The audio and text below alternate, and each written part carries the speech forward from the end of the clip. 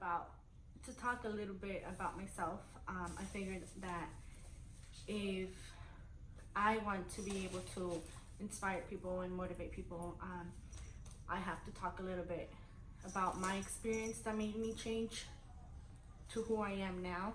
Only my family knows about the situation, but I feel like it's important for me to share it because there is women out there that are going through what I did and probably feel like they, you know, like I did, like there was no, you couldn't change, like you couldn't change, like the world was an ending for you, everything was just so dark, like if you're like in a dark hole where you can't get out. That's how I felt at one point in my life. I went through really bad postpartum depression slash depression. um, when I had my second child, I have two kids. I have a 6-year-old and a 3-year-old. When I had my second child, my 3-year-old, um, I went through really bad postpartum depression. The what triggered it, they think is because after I had my son, I got a really bad infection on my uterus. Um, I had to go back to hospital for almost a week. So that whole week, I wasn't able to have my baby with me because he wasn't a patient no more. I had my baby, someone had to be there with me, and my husband worked, and my mom was taking care of my niece, so she wasn't able to be at the hospital. So I missed a whole week without my baby, and I remember being at the hospital, and I do remember like I would cry. I really wanted my son with me. I had just had my baby, so I wanted him with me.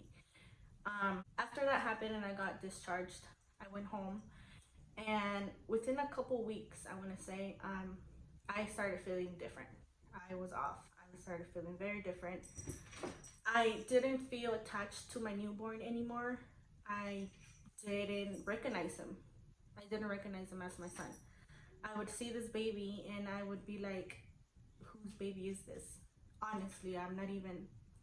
My mom and my mother-in-law would cry because I didn't want my son.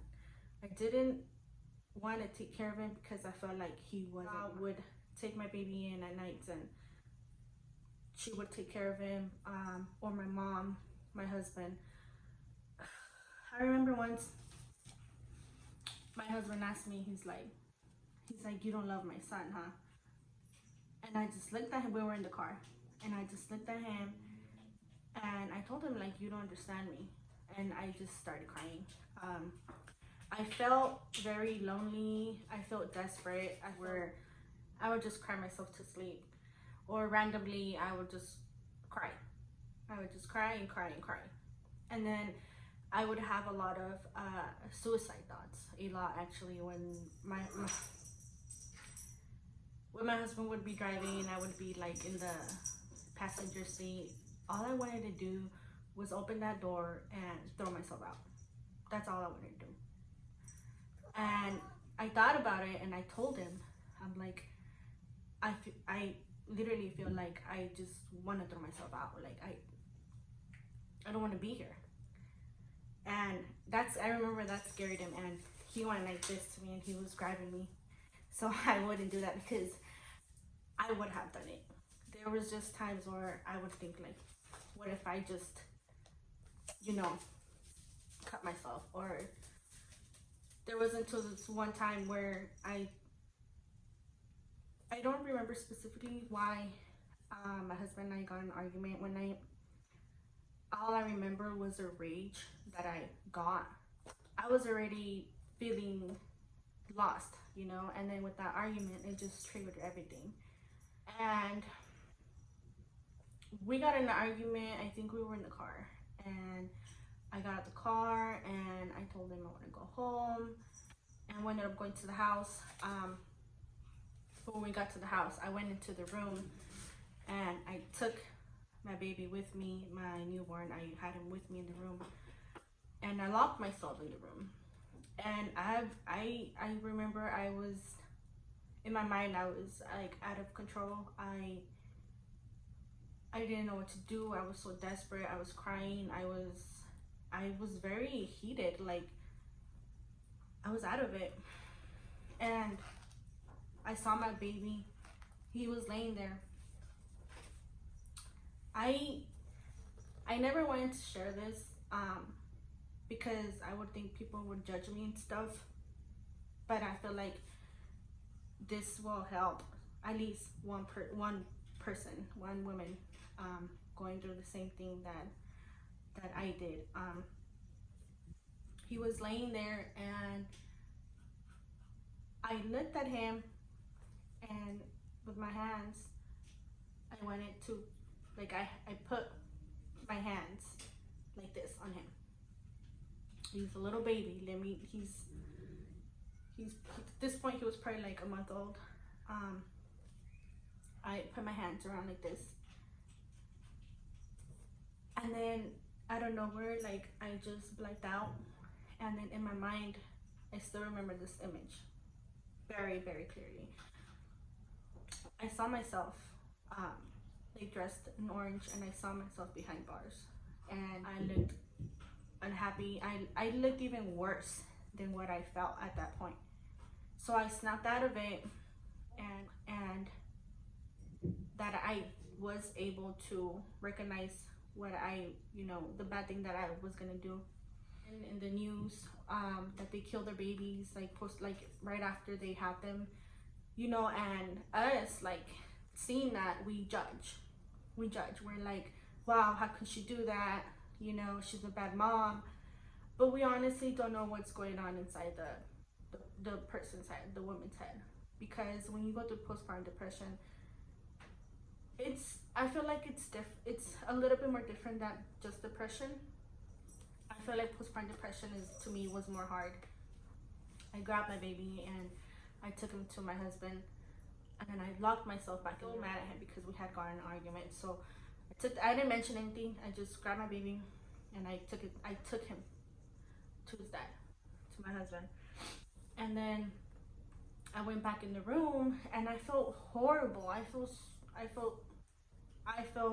like a piece of that. I literally was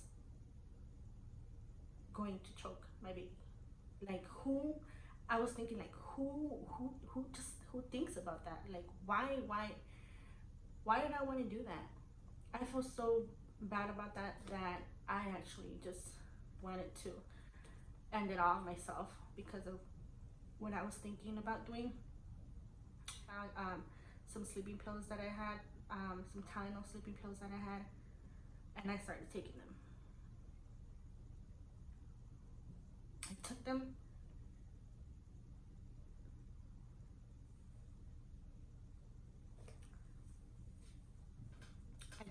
Hoping not to wake up.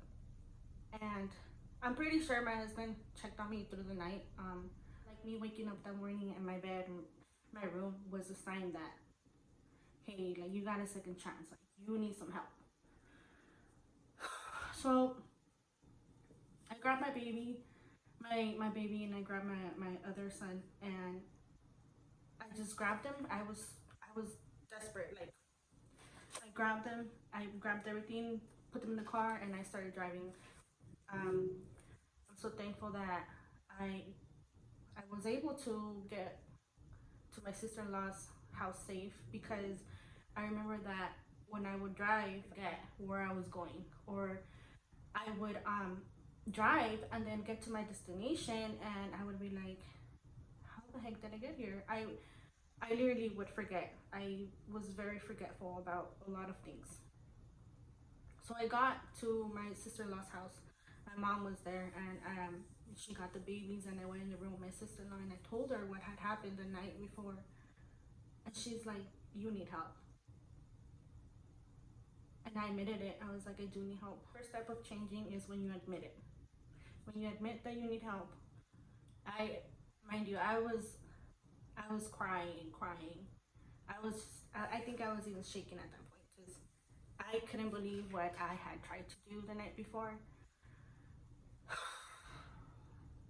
Next to Kaiser, I was a Kaiser patient at the hospital. She took me to the hospital. at that point I didn't know that when you go to the hospital saying that, you know, you try to kill yourself, or that you try, you know, you were in danger to others, that they would put you in 5150. I had no idea what happened. They, you know, they ran some blood tests on me to see how much of the pills I have taken. I had a high level of it, so I got an IV. While I was at the hospital, they put me on suicidal watch. So I was in the room by myself, glass walls, and I remember there was like security and then the nurse that was taking care of me outside. They were just at that. I was very like, anything and everything annoyed me. Everything and anything. Everything and anything. They were outside my room talking. And they were laughing and stuff, and I thought that was rude because I'm over here being in suicidal watch. You know, I'm going through some things, and you're out there just laughing and joking around. So I remember telling them, like, "Are you guys really laughing out there?" Anything and everything annoyed me. When I think it's like the social worker, or you know, the person that came in and talked to me, and she told me that, you know, I would have to go into but it was like a facility, and I was like, I don't want to go. She's like, it's not that you want to, it's like you have to. So at that when she told me that, it just triggered everything all over again. My anxiety started, and when they did get there, they put me in a gurney. And they strapped me down. That is the worst. In my mind, I was like, I'm not crazy. When they took me, my husband was there, and you know, I started crying like, I don't want to go, but they took me in. When I got to the facility, it was night, so there was like a night nurse there, and she took me in, and she took me to a room.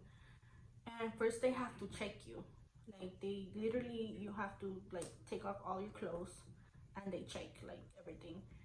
They even check your butt. I don't know, maybe to see if you have anything between your butt cheeks. I don't know, but that was just humiliating for me because I had already gone through an experience, and then going through this place that I didn't know anyone, that was far from my house, and then just getting undressed in front of somebody so they can admit me, you know. When they gave me my gown and my socks, like they took me to the room that my room with the other girls. And since it was late, like I didn't use the phone. And I remember that night I just lay there and cried myself to sleep. In there for a whole week. I was able to get out for my husband's birthday. I got out the day of my husband's birthday. He went to go pick me up. I didn't see my kids for that whole week because my husband would work his way with my mother-in-law. So he couldn't go drive all the way to Lancaster and then drive. I think I was in Torrance. And so right after he got out of work, he was only able to visit me like twice when I was there because of the whole traffic, because of him getting out late, of him going like back to the kids. He was taking care of the kids when I was there. When I was in there, I felt like it didn't help me at all. They literally just put you in a room with other people that like you. Honestly, how does that? I mean, to me that didn't help. In the mornings we would have like group talk, how you feel and stuff, express yourself. I felt like none of that helped me. I told myself I had to change, like with my son too, with my other son, because I was always so grumpy. Like, I can't believe it now, because the person here that you guys are seeing through the screen now does not compare to that other person, to the other Carla that I am talking about. It totally different. Know that even if you think like it's the end of the world, it's not. It's not. You really would think that it's the end of the world. I literally thought it was the end of the world. I really thought I was so useless. I was not worth it. I was not pretty enough. I was not anything. You set your mind to a change, and you're determined to that change because you're sick and tired of the life that you had. Because that's what happened to me. I was sick and tired. I literally got sick and freaking tired of myself, of how I would think. I would think so freaking negative all the time. I would compare myself to other girls all the time. I would compare myself, like, that girl is so pretty. She's prettier than me. She has a better body than me. She has everything. And that's a no. That's how I would mess my mind up by putting myself down. I went through a lot, and not just my postpartum depression. I had always suffered from depression and anxiety, especially anxiety and self-doubt. I always had self-hate, everything. My depression was so bad where I would just drink.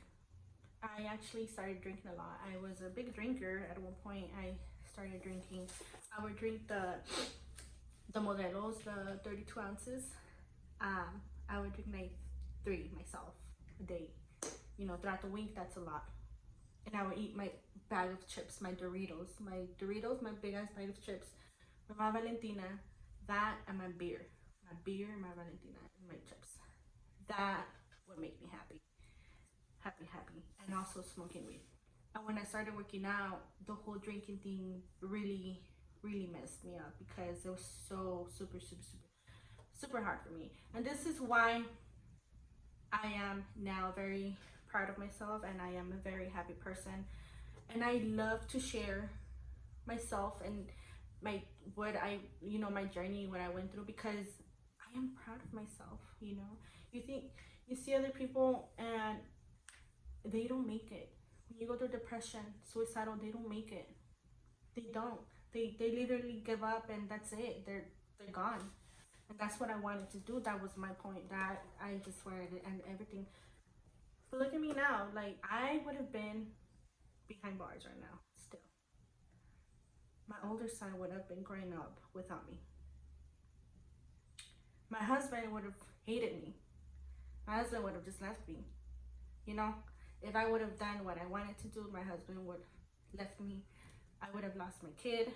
You know, behind bars my whole life. Like, so I'm so thankful, guys. Like, I'm very thankful, and I'm very proud of myself. It's at the end of the day, it's really up to us, ourselves, because we're all accountable for our own decisions that we make in life.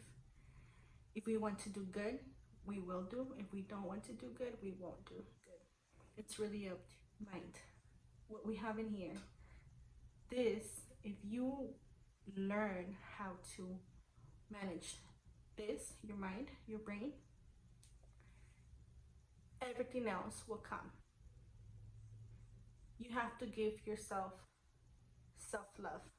What helped me was starting to work out, because that was a change in loving myself. I stopped drinking the modelos that I did. I stopped drinking like that, and I started drinking more water. I started drinking more tea.